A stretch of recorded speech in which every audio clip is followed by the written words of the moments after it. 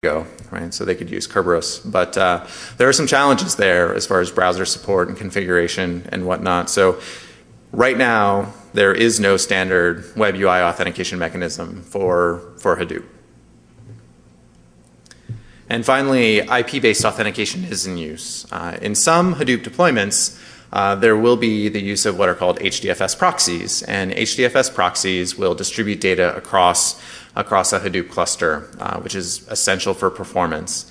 But the Hadoop platform uses the proxy's IP address and a database of roles in order to perform authentication and authorization. And I think we can probably all agree that IP address is not a strong means of authentication, or at least I hope we can. So what are some alternative strategies, right, if this particular strategy isn't working? Well, one we can discuss is Hadoop over the Tahoe least access file system. So Tahoe LAFS is an open source decentralized data store that attempts to preserve privacy and security even in the case where individual nodes are compromised. So this really deserves its own talk, and unfortunately I won't have time to go too deeply here, but Aaron Cordova gave a talk about his Hadoop over Hadoop over Tahoe approach, and actually you can download it from Google Code where he has a project set up. But what's really interesting about Hadoop over Tahoe is that it's intended to be used in infrastructure as a service cloud computing environments. So in those environments, your physical disk isn't really a physical disk, right? So how can you really trust it, especially if you don't have insight into your particular infrastructure as a service provider's network and infrastructure? So let's not trust the disk, right? And the network can't be trusted either because if you're contracting the services of some infrastructure as a service provider, how do you actually know what's going on behind the scenes and that your communication can't be sniffed or modified by some malicious third party? And so what happens here though is that making those security guarantees has a cost. And that cost is that write performance is severely impacted. But fortunately, read performance comes through pretty well. So, especially in a number of use cases, read performance is significantly more important than write performance. So for some users, this is a legitimate approach. But I just find it really interesting because I think there are a number of ways we can go about securing Hadoop, and this is an alternative strategy. So let's say you are a security consultant and you wander into your client and performing a network pen test or some sort of application assessment. What should you focus on when you walk in the door? Well, so these are your targets. The topic of a workflow manager, this is a very open question. There are multiple workflow managers. Yahoo would probably like to see Oozie become the default.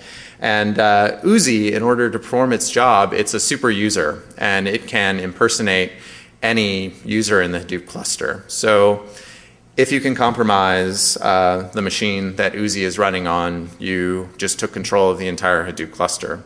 And also remember that the web UI authentication for Oozie has not been implemented yet, and may be implemented by your client, and may be implemented poorly by your client.